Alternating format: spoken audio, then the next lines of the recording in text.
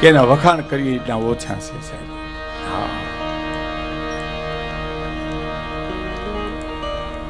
હું હમણાં જ એક ભાઈને કહેતો હતો કે વિજાતી પક્ષીઓ ઝાડ ઉપર બેસતા હતા, એમાં એક મીઠડું કોયલ પંખી એ બોલીને ઉડી ગયું, એટલે કોઈ કવિ નીકળ્યા ને ઝાડને પૂછ્યું કે કાંઈ આઘાત, તો કે अपनी अपनी बोलियां सब बोल के उठ जाएंगे, हम बाग बाहे क्या करे रोते हुए रह जाएंगे.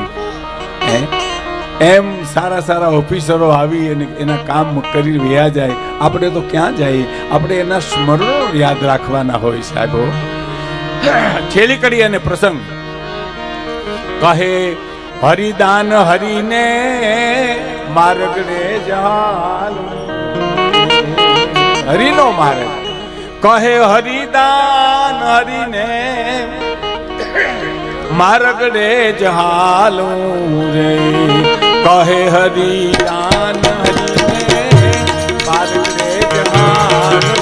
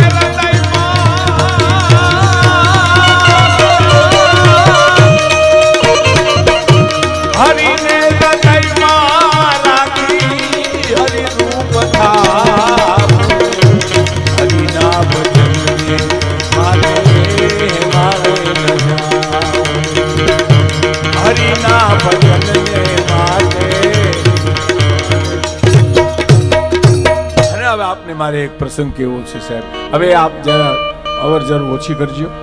ગાતા હોય ત્યાં સુધી અવર જવર કરો તો ચાલે, પણ વાતમાં તો શું છે, નો ચાલે સાહેબ. એટલે એક પ્રસંગ કહીને મારી વાત પૂરી કરું છું.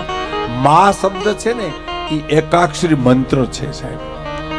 વોલ્યુમ આપજો જરા, વોલ્યુમ મિત્ર, વોલ્યુમ આપજો. મા શબ્દ છે ને એ એકાક્ષરી મંત્ર છે.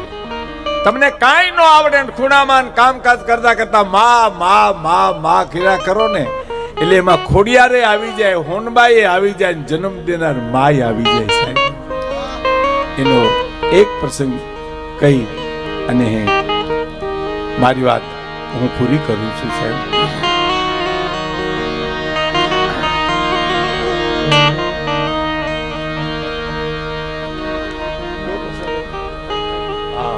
રામાયણનો પ્રસંગ છે સાહેબ. ભગવાન રામ, સાંભળજો યુવાન મિત્રો, સાંભળી, મારી માતાઓ બહેનો વડીલો સાંભળે. યુવાન રામ જયારે નાના હતા ને ત્યારે ગેડીલરે રમવા જતા સાહેબ, અને કઈ કઈને બહુ વાલા હતા. અમારા ખાખી આત્મા એમ કહેતા કે રામને પ્રાણથી, ભરતથી, અયોધ્યાથી, મહારાજાથી વિશેષમાં કોઈ વાલા હોય તો એ રામ હતા સાહેબ. અને ગેડીલરે રમવા ગયા, અને મહારાજા દશરથને એક નિયમ હતો સાહેબ કે જ્યારે જમવા બેહે ત્યારે રામની હાજરી જોઈએ. જમવા બેહે એટલે રામ જોઈએ જ. એટલે મહારાજા દશરથને જમવાનું ટાણું થયું, એટલે ભરતને બોલાવવા, ભાઈ રામને બોલાવવા માટે માણસને મોકલ્યો. એટલે કીધું કે રાઘવ આવો, પધારો ઘેરે, સમ્રાટને જમવાનો સમય થયો, ઘેરે આવો, આપ પધારો. તો કે નહીં, હું નહીં આવું. કેમ કે મારી ઉપર દાંત ચડ્યો છે, એટલે હું નહીં આવું. દાંત ચડ્યો છે. એ વયો ગયો, બીજો આવ્યો, રાઘવ ઘેરે પધારો, સમ્રાટ રાહ જોવાય છે તમારી, જમવામાં મોડું થાય છે. કે નહીં, હું નહીં આવું, મારી ઉપર દાંત ચડ્યો છે. ત્રીજી વાર, ચોથી વાર. અને હવે સાંભળજો મિત્રો, મહારાણી કઈ કઈ એટલું કીધું, તમારાથી કોઈથી રાઘવ નહીં આવે, હું એને તેડવા માટે જાઉં છું. અને માં કઈ કઈ આવીને કીધું, રાઘવ બેટા, સમ્રાટ તમારી રાહ જુએ છે, આવો, જમવાનું મોડું થાય છે. કે નહીં, મારી ઉપર દાંત ચડ્યો છે, હું નહીં આવું. રાઘવ ઘરે મોડું થાય, પધારો. નહીં, મારી ઉપર દાંત ચડે, હું નહીં આવું. કઈ કઈ શું કીધું સાંભળજો, કે જ્યાં સુધી તું નહીં આવી ત્યાં સુધી હું ઘેરે નહીં જાઉં. રામ નહીં જાઉં, ઘેરે નહીં જાઉં, તને લઈને જ જઈશ. એટલે હાથમાં ગિરદીડાનો ઘા તો ઘા કરી નાખી અને કઈકઈના ખોળામાં આવીને એટલું કીધું, માં બોલાવો તો મને ઘણા આવ્યા, પણ કોઈ એમ ન કીધું તું નહીં આવી ત્યાં સુધી અમે ઘીરે નહીં જઈએ. ભાઈ હવે રેવા દો, મૂકી દો ખરી, પછી કરજો, વિષાંતર થઈ જાય. હા, તમને ખબર દોરી ઉપર મેં તમને કીધું નટો વિયો જતો એને હેઠો પડી જાય એમ અમારી આ વાતની ઓલું થઈ જાય એટલા પૂરતું. મને બોલાવા ઘણા આવ્યા, પણ માં તારા તું એક એવી નીકળી તું નહીં આવી ત્યાં સુધી ઘેરે નહીં જાઉં. અને પછી ખોલામાં બેઠા બેઠા રામ ભગવાન રાઘવ એમ કે છે, માં હું તને વાલો છું કે તું મારો પ્રાણ છો? રામ કઈ કે છો? હેમાં હું તને વાલો છું, તું મારો પ્રાણ છો બાપ. હેમાં હું તને વાલો ત્રીજી વાર કીધું કે તું મારો પ્રાણ છો. તાઈ ભગવાન રામે એમ કીધું, માં મારું એક કામ કરશો? તો કે હા તું કે, પણ અઘરું બહુ છે. તો કે અઘરું હું ખોલિયામાંથી પ્રાણ કાઢી નાખું કઈ કે પછી ક્યાં વાત રહી એમ? તો કે હા મારા પિતા પાસે 2 વચન લેણા છે. તો કે હા માં એક કામ કરો ને, પેલા વચનમાં ભરતની ગાદી માગી લ્યો, બીજા વચનમાં મારો વનવાસ માગી લ્યો. માં એટલું કામ કરો મારી પાસે તમે. આ ખાખી મહાત્મા ગિરનારના બોલે હો રામાયણી, એક એટલું કરો માં મારી પાસે.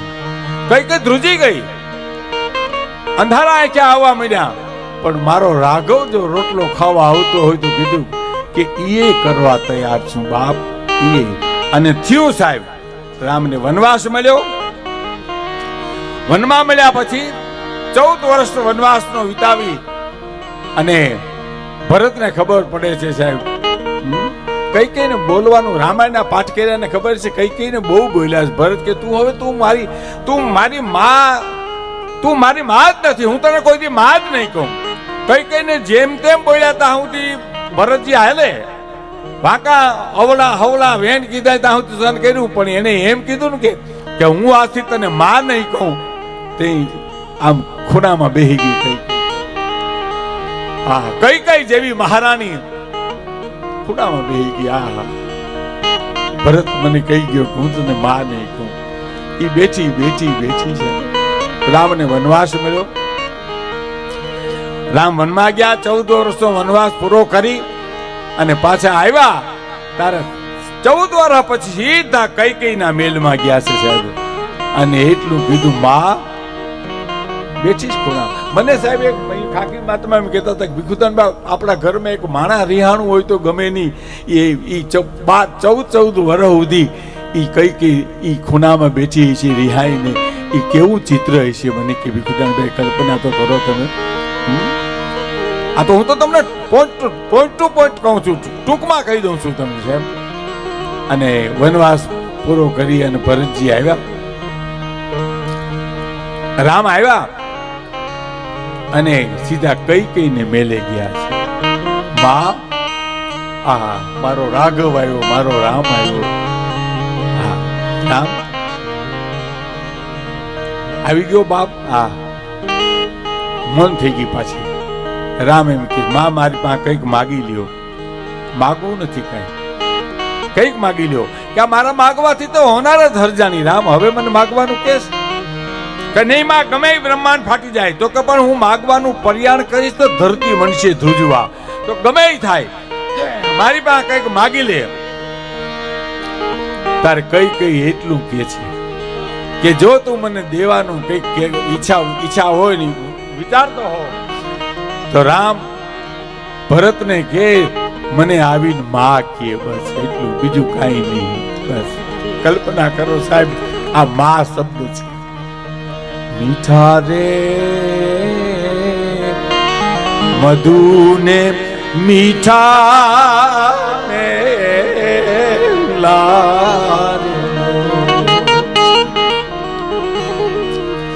એથી મીઠી છે મોરી માત, જો જનની જોડ સખી નહીં મળે અમારે જનની જોડ સખી નહીં મળે મહાત્માએ છેલ્લે એટલું કીધું. હું મારી વાત પૂરી કરું છું કે તમારાથી કાંઈ ન થાય તો કાંઈ નહીં. તમારી માં મજૂરી કરતી હોય, ગમે હોય, બસ ઉઠીને એને એકવાર પગે લાગી લ્યો ને તમારા બધા પાપ ધોવાઈ જશે. માં એકાક્ષરી મંત્ર છે. અને કુલદીપભાઈ જ્યાં રહ્યા છે ત્યાં આવી સુવાસ પીરસી છે, આવી જ રીતે રહ્યા છે. અને એક ઝાડવા ઉપર વિજાતી પક્ષીઓ જ્યારે સાહેબ બેહતા, વિજાતી પક્ષીઓ હાજે આવી સવારમાં ઉઠે કે ઉડે કીર્તિદાનભાઈ, તારે કવિ ચિત્ર જોઈને કહે છે કે અપની અપની બોલિયા સબ બોલ કે ઉડ જાएंगे. અને બગીચાનો માલી એમ કે છે હમ બાગમાં હે ક્યાં કરે રોતે હુએ રહ જાएंगे. સાહેબ એમ બાગમાં જેવી પરિસ્થિતિ બધાની હોય કે જે વિસ્તારમાં તમે નોકરી કરો, જે ફરજ બજાવો, છેવટે પ્રોગ્રામ આપો, ગમે કામ નિષ્ઠાથી જે મજૂરી કરશે, નિષ્ઠાથી જે કામ કરશે ને એને કોઈ દી થાક નહીં લાગવા દે. એવી વાતો અમારા ઘણા સાહિત્યકારો બેઠા છે, બધા વાત સાંભળવાની છે. હરિઓમ તત્સત. ધન્યવાદ.